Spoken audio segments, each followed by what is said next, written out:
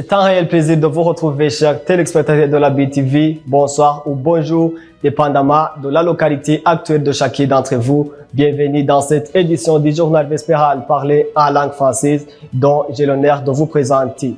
D'abord, les grands titres.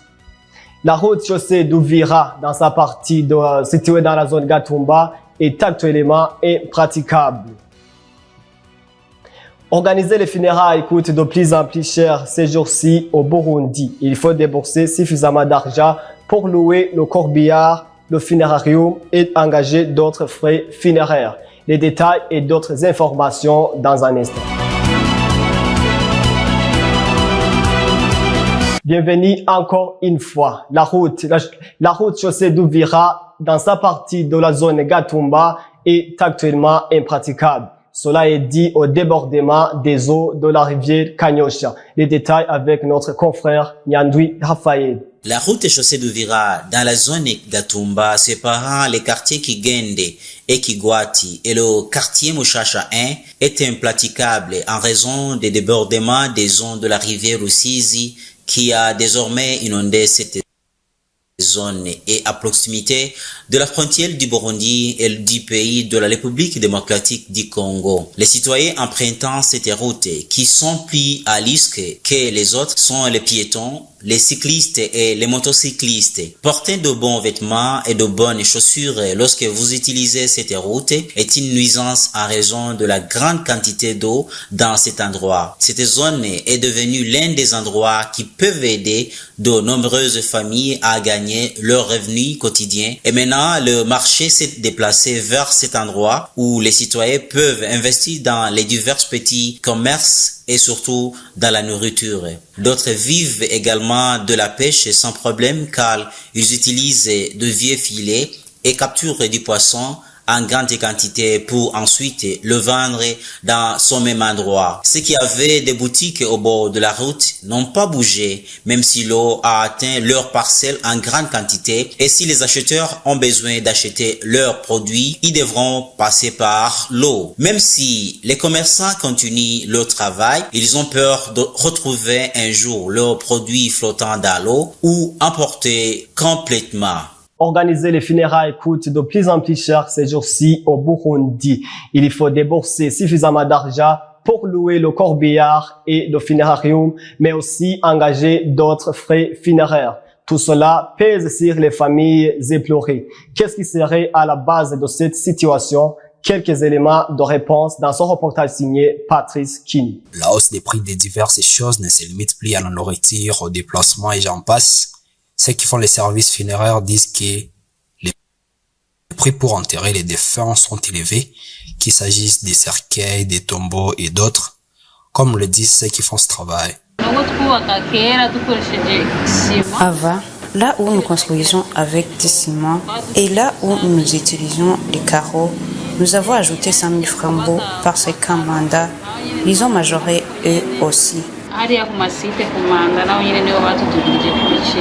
twenga iwacu dufatiye ingene amakaro twagura ubwa mbere kugera ku rugero turi kubu yaraduze uba dufashe nk'ukuntu twashobora kubaka amakaro. Évaluons les coûts de carreaux que nous utilisons pour construire les tombes. Ils ont grimpé fortement. Avant, nous achetions des carreaux pour 1 mètre carré à 16 000 francs burundais. Mais aujourd'hui, il est à 28 000 francs burundais.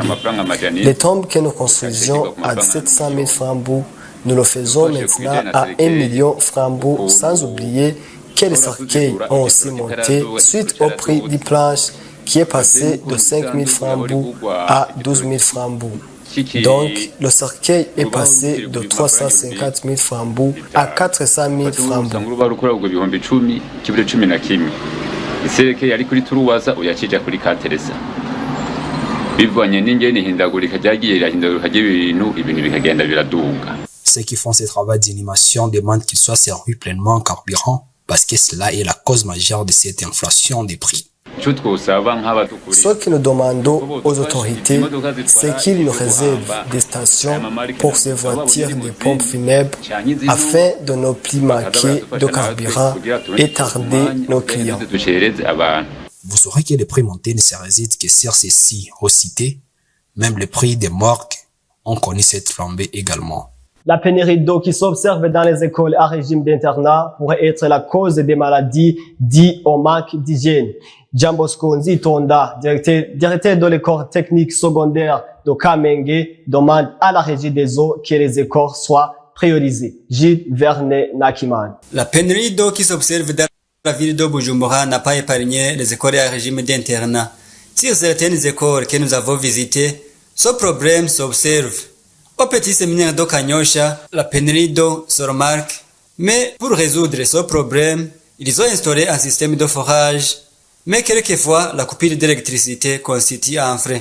À l'école technique supérieure de Kamenge et Thèse, le problème de manque d'eau persiste, comme l'a signalé Jean Bosco Nzitonda, le directeur de cette école. Hanigire bishika tukayabura cyane naye twabitse ugasanga yaheze. Il arrive des fois que la pénurie d'eau persiste jusqu'à ce que nos réserves en eau s'épuisent. Dans ce cas, nous avons des filles et des bidons. Nous allons puiser de l'eau avec le véhicule scolaire. Cette eau va nous aider dans la préparation de la nourriture pour 2000 élèves qui vivent dans l'internat. En plus de cela, vous savez que l'eau est indispensable. Les élèves ont besoin de l'eau pour se laver, faire la lessive et aussi dans des lieux d'aisance. Ici, à l'ETS Kamenge, la pénurie d'eau s'observe comme dans d'autres parties du pays. Rien de grave. Mais si le problème s'aggrave, nous contactons le chef chargé de l'approvisionnement en eau de la régie des eaux.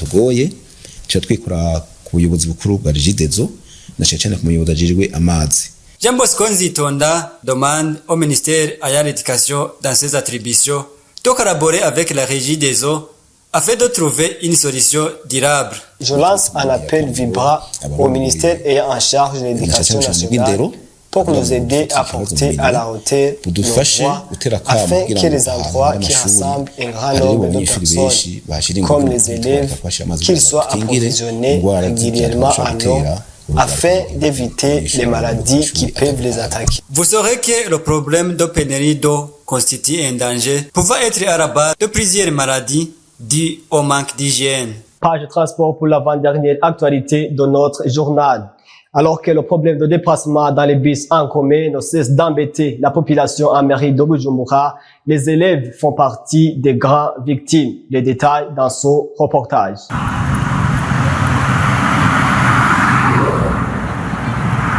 Le problème de transport en commun s'aggrave de jour au jour en mairie de Bujumbura. Différents manquements s'observent dans ce secteur, dont on citerait entre autres les bus qui transportent les passagers et n'arrivent pas à la destination légalement connue, des chauffeurs qui fixent leur prix dépendamment de leur volonté, des chauffeurs qui optent à faire des trajets vers des quartiers proches du centre-ville en vue d'économiser le carburant, des chauffeurs qui créent leur propre destination dans l'objectif de hausser le prix fixé par le ministère ayant le transport en commun, pour ne citer que cela. Parfois, même ces bus qui font ces fautes ne sont pas trouvables, que ce soit au centre-ville ou sur les arrêts bus des différents quartiers. Pendant ces problèmes de transport en commun, les élèves sont parmi les grandes victimes. Comme c'était obligatoire dans les années précédentes, une personne en uniforme scolaire qui part à l'école, de même qu'à son retour, était une priorité quant à la montée dans un bus du transport en commun. Mais, actuellement, si un bus est disponible sur le terrain, il n'y a plus d'une catégorie prioritaire. Pour ce, les élèves subissent des perturbations dans le bon suivi de leur programme scolaire à cause des retards ou absences et parfois, ils sont punis par leurs établissements. Même les bus de l'Office du transport en commun au Traco-en-Sig qui interviennent dans le déplacement de ces élèves sont insuffisants. Vu que ces élèves sont actuellement au cours du 3e trimestre de cette année scolaire, ces problèmes pourraient affecter les résultats lors des examens de fin d'année.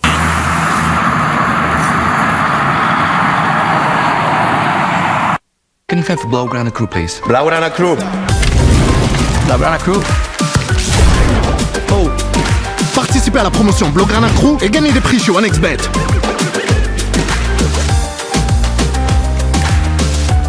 Hello. Can you find for Blaugrana Crew, please? Blaugrana Crew. Blaugrana Crew. Blaugrana Crew.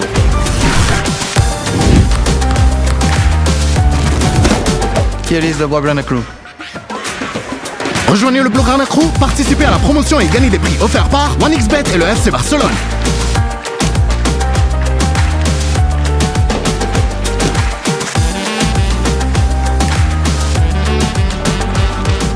Place à l'actualité internationale qui nous sera lue par Benoît Sindaïguagna avant de clore notre journal. Des médecins et autres membres du personnel médical ont participé à une manifestation dans le centre-ville de Nairobi, au Kenya, au mardi 16 avril 2024. Ils participent dans ces manifestations pour exiger de meilleurs salaires et de meilleures conditions de travail dans le cadre d'une grève nationale encore qui est entrée dans sa 5e semaine. Florence, une patiente atteinte d'un cancer, s'est rendue mardi matin à l'hôpital de référence du Kenya dans l'espoir d'obtenir un traitement pour sa jambe qui s'aggravait, mais elle est restée sans surveillance. Rentrée chez elle et prise dans la grève des médecins dans les de Nairobi, elle a indiqué, je cite, « Nous n'avons pas reçu aucun traitement, nous avons attendu longtemps et nous avons dû partir sans aucun médicament et ma jambe se détériore. » Les médecins brandissaient des pancartes et scandaient des slogans contre le gouvernement kenyan, affirmant qu'il n'avait pas mis en œuvre une série de promesses, notamment une convention collective signée en 2017 après une grève de 100 jours au cours de laquelle des personnes sont mortes faute de soins. Nous n'allons céder à aucune forme d'intimidation et de menace et nous disons aujourd'hui que nous allons continuer le piquetage, que nous allons maintenir nos droits constitutionnels conformément à l'article 37 de la Constitution, a déclaré un médecin protestateur Emmanuel Adiambo. Le représentant spécial du secrétaire général de l'ONU pour la Libye, Abdoulaye Bafli, a rendu sa démission ce mardi 16 avril de cette année. Le diplomate évoque une impossibilité pour les Nations Unies d'agir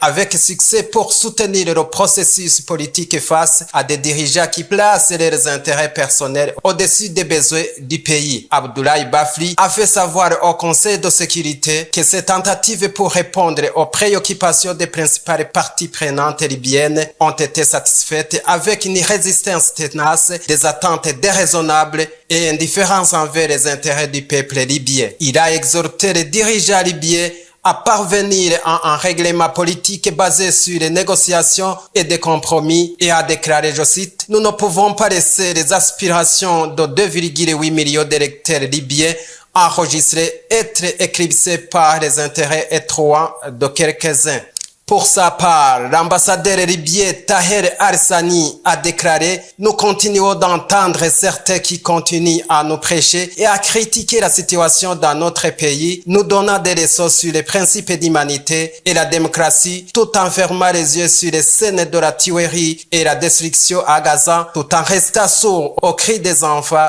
et des femmes enterrées sous les décombres. » À vous tous qui avez consacré votre temps à suivre ce journal, c'est par ici qu'est profité notre édition. Merci de l'avoir suivi. Que Dieu vous bénisse.